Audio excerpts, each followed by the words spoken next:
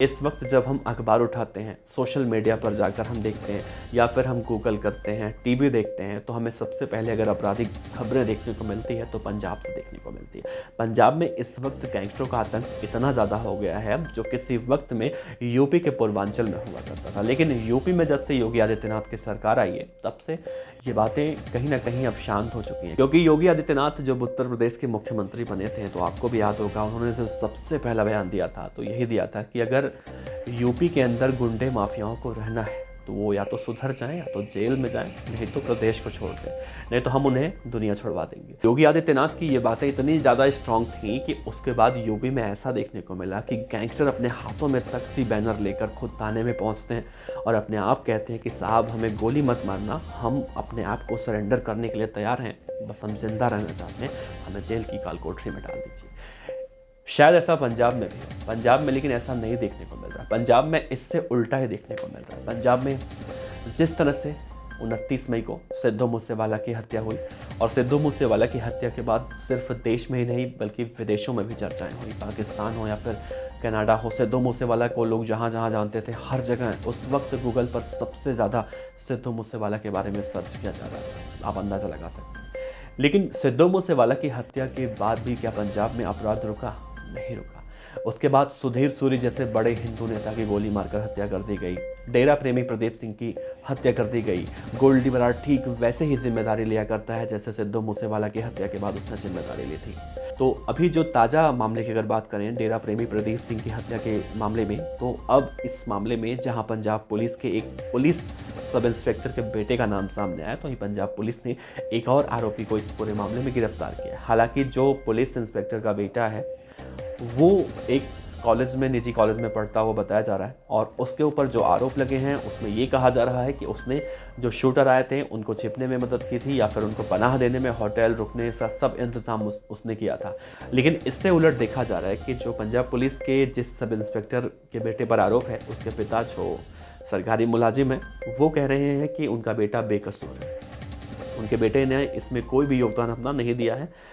दरअसल उनका ये कहना है कि उनके बेटे को फ़ोन आया था और कहा गया था कि इन मेहमानों को रुकने का इंतज़ाम करना है और मेहमान कहाँ कहाँ रुकेंगे, उन्हें किसी प्रकार की दिक्कत नहीं होनी चाहिए। तो उनके बेटे ने यही इतना किया था, इससे ज़्यादा उसके बेटे ने कुछ नहीं किया था। मान लेते हैं उनके बेटे को किसी ने फ़ोन किया होगा और कहा होगा कि मेहमान आ रहे हैं, उनको रुकवाना है, तो इसकी कोई गलती नहीं है। तो अगर आप सोचिए कि अगर आपके पास ऐसा कोई फ़ोन आता है और आपसे कोई कहता है कि हम मेहमान भेज रहे हैं, उनका इंतज़ाम करना, तो आप अगर उसे जान पहचानोगे तभी तो आप करेंगे ऐसा, नहीं तो आप नहीं करेंगे। या फिर आप उसे जानते पहचानते हैं तब आप उसे ऐसा करेंगे। सिद्धू मूसेवाला के केस में जिस तरह से हमें देखने को मिला था, जो घोड़ों का व्यापारी था जिसका नाम सतबीर बताया गया था और जिसे पटियाला की जेल में बहुत ज़्यादा देवेंद्र बम्बिहा गैंग के लोगों ने मारा भी था बाद में, उसके घर वाले भी यही कहे थे कि उससे संदीप कहलों की तरफ से कहा गया था कुछ हमारे मेहमान हैं जिनको कहीं छोड़ना है, तुम अपनी गाड़ी में बैठा कर छोड़ दो। तो वो अपने फॉर्च्यूनर कार में वहाँ पर छोड़ने गया था। तो क्या छोड़ने तभी आप जाएंगे जब आप उसे जानते हो? आप किसी के रुकने का या फिर ठहरने का इंतज़ाम तभी करेंगे जब आप उसे जानते हो। तो इस पूरे मामले में कहीं ना कहीं आरोप निकल कर सामने आ रहे हैं। दूसरा, कहीं ना कहीं इस मामले में जहां दिल्ली पुलिस ने 3 बदमाशों को गिरफ्तार किया था, 3 शूटरों को, जिसमें 2 नाबालिग बताए जा रहे थे, एक बालिग था जो देवेंद्र माफ़ कीजिएगा गोल्डी बराड़ के संपर्क में पिछले काफ़ी दिनों से था।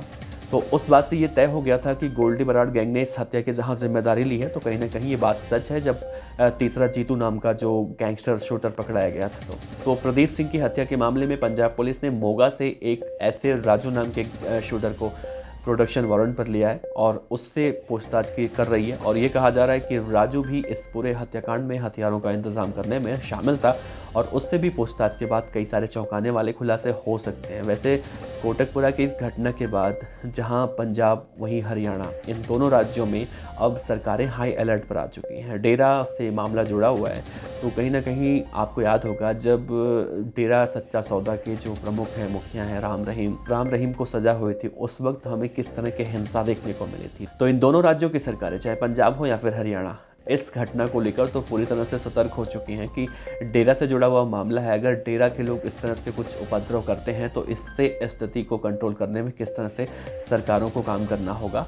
चूँकि ये मामला इतना ज़्यादा हाई प्रोफाइल बन चुका है, तो अब सरकारें अलग अलग तरीके से अपने अपने राज्यों में शूटरों से भी पूछताछ करने में जुटी हुई हैं, और कौन सा बाहरी व्यक्ति कहाँ से आ रहा है, हर जगह हर एक व्यक्ति को आइडेंटिफाई किया जा रहा है। वैसे इस केस में देखने को मिल रहा है कि जहाँ दिल्ली पुलिस ने इन तीनों शूटरों को गिरफ्तार किया था, उसके बाद इनके जो इस्तेमाल में बाइक लाई गई थी, बाइक भी बरामद की गई थी, चौथा शूटर भी पकड़ा गया। तो अब इन लोगों से पूछताछ करने के बाद अब देखना अहम होगा कि आगे क्या कुछ जानकारी निकल कर सामने आती है। वैसे पंजाब के अंदर अब कानून व्यवस्था को फिर से दुरुस्त करने के लिए पंजाब के डीजीपी गौरव यादव पूरी तरह से मुस्तैद हो चुके हैं, कमर कस चुके हैं। भगवंत मान हमेशा से लोगों से अपील करते हैं कि शांति व्यवस्था बनाए रखें, और पंजाब की सरकार अब शांति व्यवस्था को बनाए रखने के लिए, लॉ एंड ऑर्डर को कंट्रोल करने के लिए, काबू में करने के लिए भरसक प्रयास कर रही है। वैसे गैंगस्टर गोल्डी बराड़ जब तक हिंदुस्तान नहीं लाया जाएगा, जब तक वो पकड़ा नहीं जाएगा, तब तक ये कहना कि पंजाब के अंदर लॉ एंड ऑर्डर को कंट्रोल कर लिया गया है, शायद बेईमानी होगी। वैसे आपको क्या लगता है, क्या पंजाब के अंदर गोल्डी बराड़ जब तक गिरफ्तार नहीं होता है, तब तक क्या कानून व्यवस्था को सुचारू रूप से चलाना सरकार के लिए, पुलिस प्रशासन के लिए आसान होगा या फिर मुश्किल? नीचे कमेंट बॉक्स में अपने जवाब दीजिएगा। आपका बहुत बहुत शुक्रिया। देखते रहिए BDF न्यूज़। नमस्कार।